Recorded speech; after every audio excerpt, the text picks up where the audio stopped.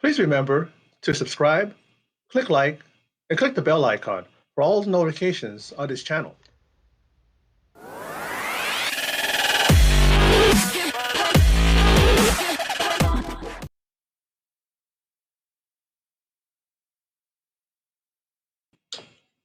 Well, WrestleMania is done. Well, night one is, or some are saying part one. And as I tweeted, Rollins versus KO and Taker versus Styles in the Boneyard match is what saved WrestleMania Part 1. Or else it would have been nothing more than a glorified house show. It was one of those things where, yeah, the same thing at WrestleMania is been happening on NXT, SmackDown, and Raw. But there were some exciting moments and some matches on Raw, SmackDown, NXT. But from the first match up until before Rollins and KO, the matches felt hurried. They felt rushed. They were like anticlimactic, especially the Becky Lynch and Shayna Baszler match. I didn't find anything. I mean, the ladder match, the triple threat match for the tag team titles for SmackDown, finally got my interest peaked and it got me to be a little bit invested, but it's still, and it had a great, ending to it.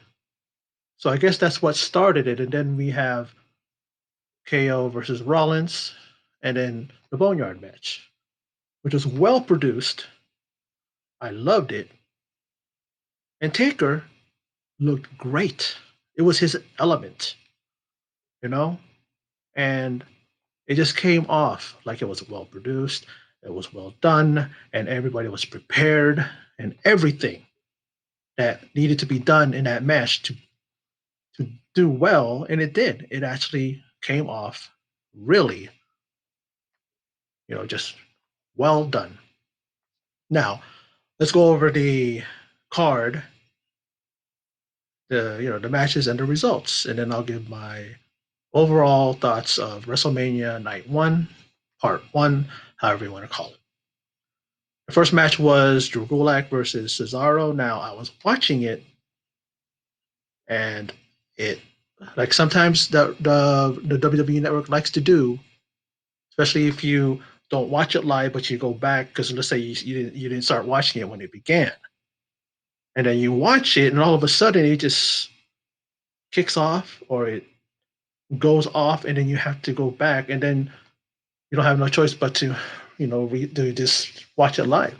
That's what I did. I missed that match, but I looked at the results of that match, and Cesaro was the one that picked it up. He picked up the victory. Obviously, he did an airplane spin, and he just dropped Gulak and pinned him. That was it. I think Gulak deserved better. Cesaro is a guy that's been around for a while. I think he can afford to give someone that's coming up like Gulak, give him the victory. Cesaro doesn't really need another victory. He's proven himself. It's great that he got one at WrestleMania, but but he's had victories before. So how about giving it to the new guy? You know what I mean? Then it opened with Stephanie McMahon, and it's like they beating us over the head with the whole no audience, empty arena. We get it. Why is it that you have to keep saying that? Is it like some high point? Is it like a way to be like, oh, like all it does is just makes us go, oh yeah, right. They're in an empty arena. Like recently, when we've been watching Raw and SmackDown, we forget that there's no audience because the way they lit it, the way they present it, it looks great. And then they have to keep beating us over the head, saying that we got it. There's no accomplishment in that. That's not no major accomplishment. Oh, it's an empty arena. It's you know what I mean? And then they do that. What's the point? And then the host, which I'm glad we didn't see that much of him, Gronkowski and Mojo. Get the fuck out. I mean, he kind of a little bit more polished, Gronk, but he's still annoying. He's still cringe. You know,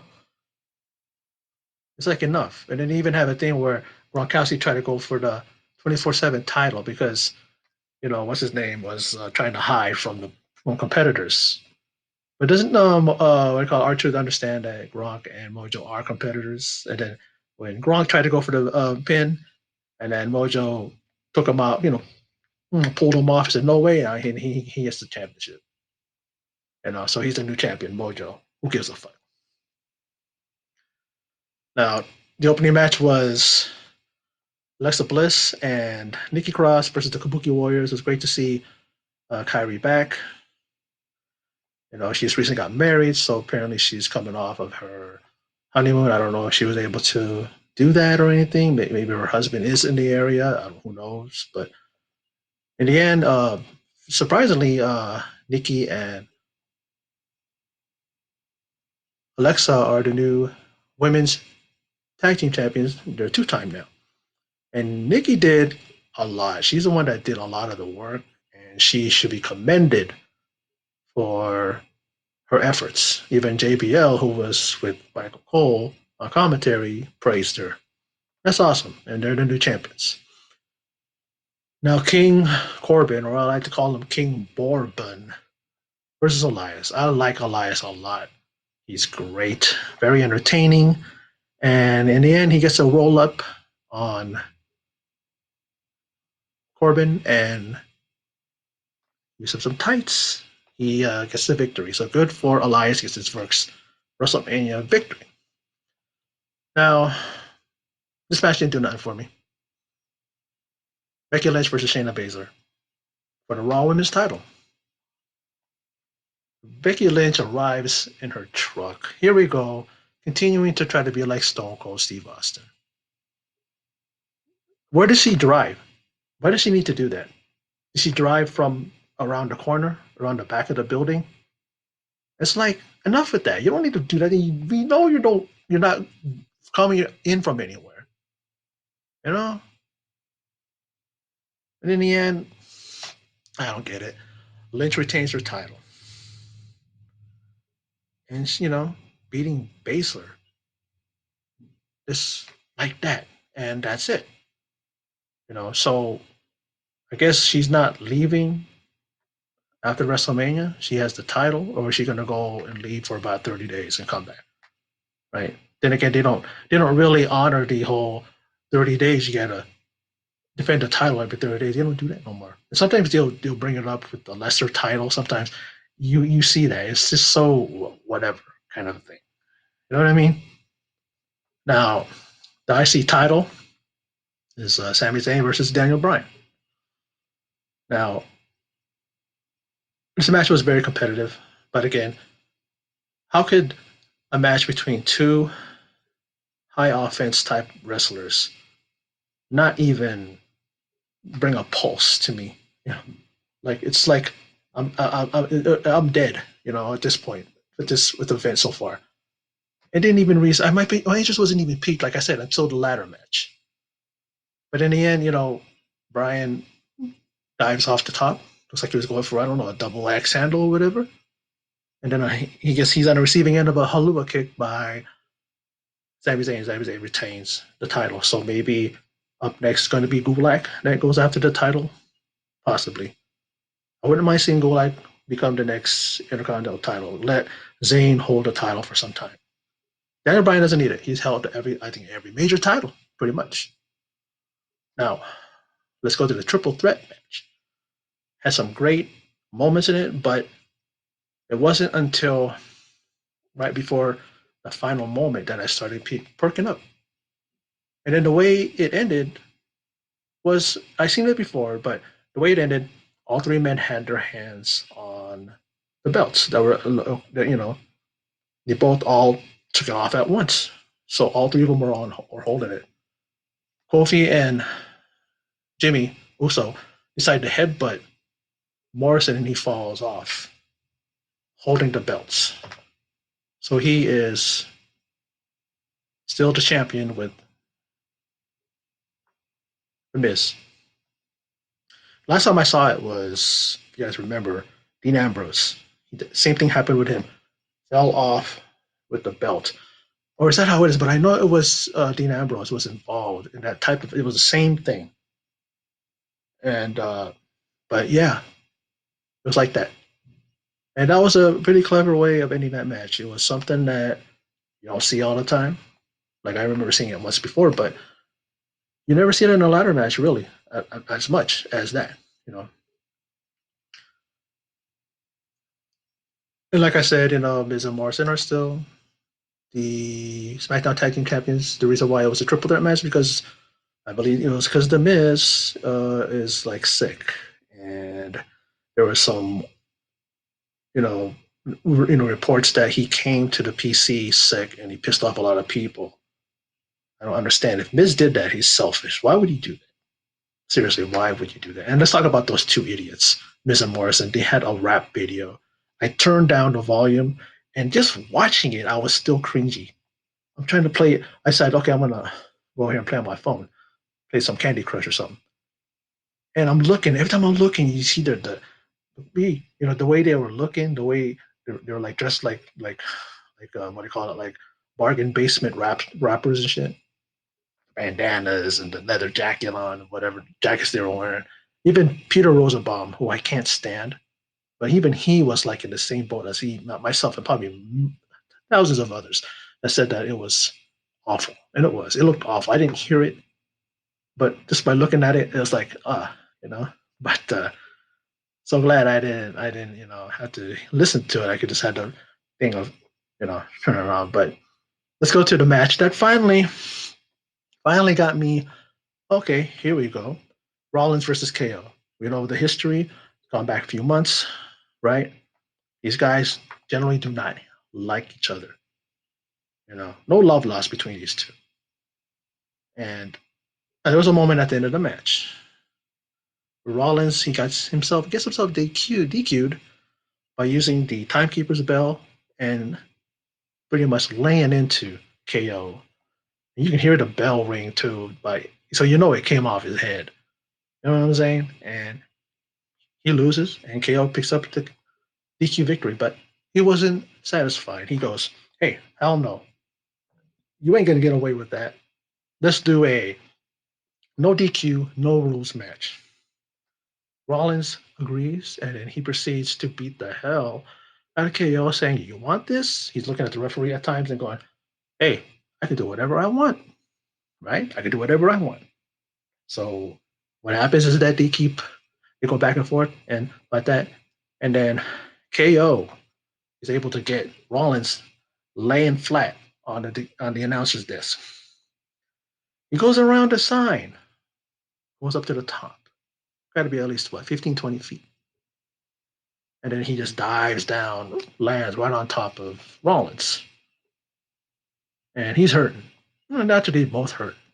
And then he brings him into the ring and a couple more exchanges. And then you hear Rollins pretty much, I don't know if he said it, but it kind of felt like he said it that put me out of my misery kind of thing.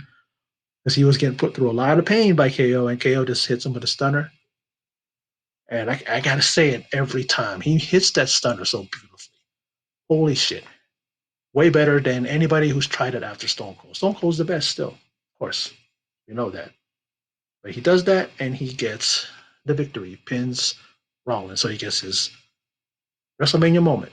And I'm happy for KO. And we have Paul Heyman because tomorrow, in the main event, his client, Brock Lesnar, and Drew McIntyre are going to battle for the WWE Championship. He comes on and again hypes up his man and talks about Drew, uses the bitch word again. Now, I don't want people to get misconstrue when I say I don't like the bitch word being used. Not because I'm one of these guys that, oh my God, you're offending a woman. No, it's because the way it's used. It's like he's trying. He comes off, Heyman does, like he's trying to sound like a tough guy, like calling someone a bitch. That's to me is the reason why it's so. And I go, here we go again. He's using the B word again. Oh my God, here we go again. Enough. We get it. We get it. But we know that to use the word tomorrow, Brock is going to be Drew's bitch. How about that, Paul? How about that? We know he's going to win the title. It would be surprising if he doesn't, knowing the build up that they have. The only reason why they wouldn't do it is because he is going to be winning it in front of no crowd. I think possibly there are those that want him to win it in front of a crowd, but you know what? It doesn't matter at this point. It's about what's going on in the ring. It doesn't matter about the crowd. The crowd is a part of it, sure, but that doesn't ensure your title win is going to be any more great. It's great for the guy, for Drew McIntyre to win the title. You know, so I could only hope that he wins it, but that's going to be for tomorrow, and we're going to see what happens. Now, in a match that I don't know, pretty sloppy. Pretty sloppy. You know, Goldberg versus Braun Strowman for the Universal title. I was saying to myself, why didn't they have Goldberg come out? No opponent, no challengers. He goes, well, looks like Roman Reigns is out. So I'm going to ask the question, who's next? Oh, comes in Braun Strowman. And then there's your thing. Not just SmackDown. Oh, the Universal title, Goldberg versus Braun Strowman. That's it. You just make mention like that, like it's you just pull up. Listen. Okay, Braun. We'll do Braun. You know what? This is WrestleMania. Like, why are you gonna just be willy nilly? It goes to show that the title maybe doesn't really mean much. You know. But then we saw. Let's talk about the match. Goldberg hits him with 3 spears, and then Braun kicks out. I thought he was going to probably pin him, going to be another one of those squashes again. And then he hits him with another spear, and then Braun still doesn't stay down. He hits Goldberg not with one, not with two, but 3 power slams, and he becomes the new Universal Champion. Very lackluster, very, you know, I'm happy for Braun. You know, I think that the guy he could be money. A big man that moves like him. People really don't like him because of the fact that a lot of people say that he's just a sideshow attraction. Strong man, someone who always pulls down walls and pulls down, you know, uh, scaffolding and does all that stuff. And, you know, to me, I always pull for the guy. I was happy when he won the Intercontinental title. I had never been happy for anybody before him who won the tag team, who won the Intercontinental title. Well, I've been happy before, but I'm talking about in a long time. And so he's the new Universal Champion. See how long he holds on to the title. Hopefully, he does hold on to it for some time, maybe even until SummerSlam. Who knows? Depending on what the plans are for WWE when it comes to their pay-per-views, especially because we're still in the whole coronavirus COVID-19 pandemic. Now, let's go from that to the Boneyard match between The Undertaker and AJ Styles. I loved the way this match, or just talk about it, a cemetery fight. You know what I mean? It wasn't much of a match. It was just basically a fight. AJ goes there, arrives in a coffin, right? You think it was the Undertaker because he saw Drew. It's kind of pulls him over. He comes out. It ain't too scary. That's not too scary. This ain't you know whatever. This ain't scary. I ain't scared. Walking around, Undertaker arrives in this motorcycle. American Badass, Big Evil, and they start going at it.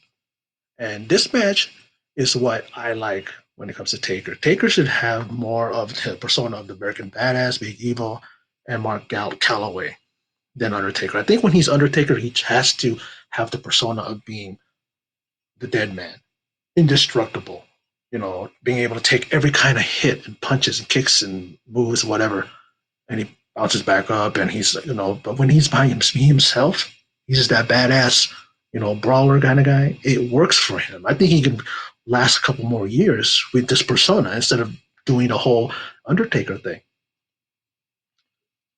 But it looked good. They really took the fight to each other.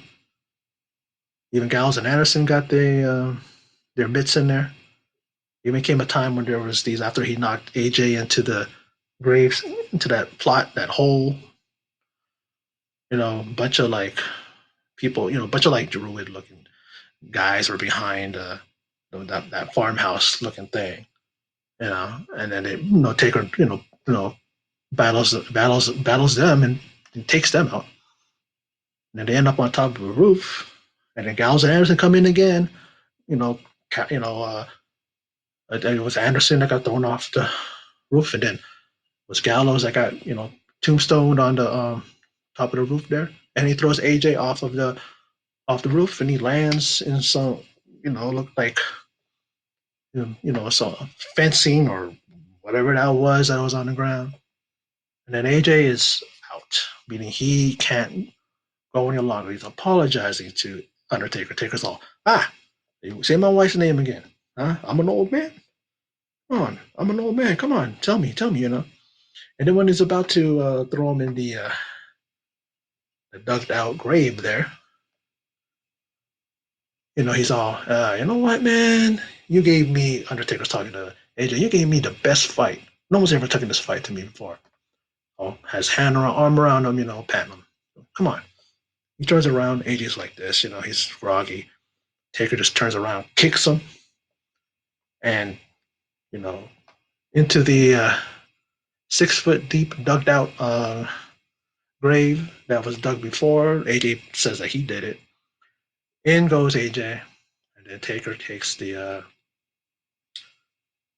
the truck there with the dirt and the crane, or what do you call that?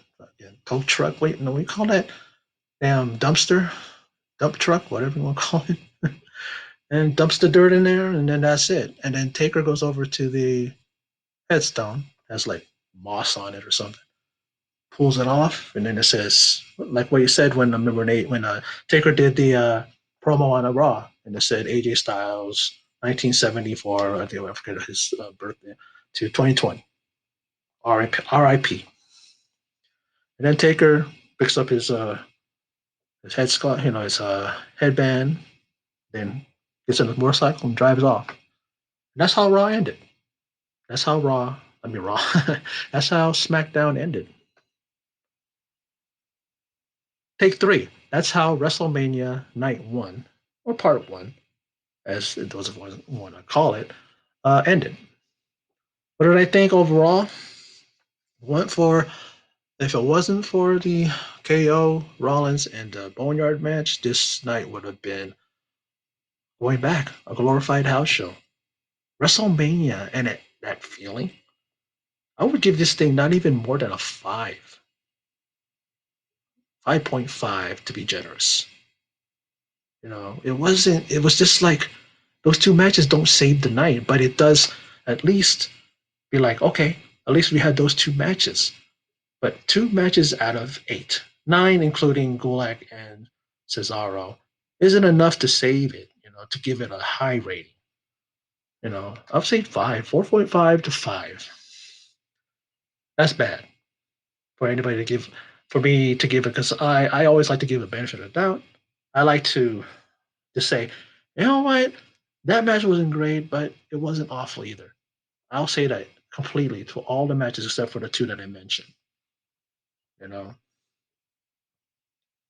but yeah, you know that's my thoughts on WrestleMania Part One, Night One. And for those of you who stopped by and checked it out, I appreciate it. And as always, if you have not subscribed yet, please do so. I would appreciate that. And if you like the video, please click thumbs up and also share it on whatever social media platform you use: Facebook, Twitter, Instagram, whatever. But WrestleMania was a disappointment. Part known for night one. I'll just say night one because I know some of you are going, I'll just see night one or part one, dude. Stop saying night one or part one. Just make up your mind. In night one. I'm hoping for night two. This is some very interesting matches that could easily be the best night out of the two. I can't say I liked WrestleMania night one. I can't. The two matches were great. The Rollins and KO and the Boneyard match. I enjoyed the Boneyard match. I liked the cinematic tone to it and the way it was filmed, edited very well. It was really, really just well done. Great on the WWE production staff who did this, who did it. It was great. Well written too. And the KO and Rollins match, they took it to each other. It was brutal at times, especially with he even hit Rollins with a couple of real hard timekeeper bell shots. You heard the bell, bing, each time. But yeah, anyway, that's my again. Those are my thoughts on and my review and results on WrestleMania Night One. So those of you who stopped by and checked it out, I appreciate it. And in closing, and as always, take care.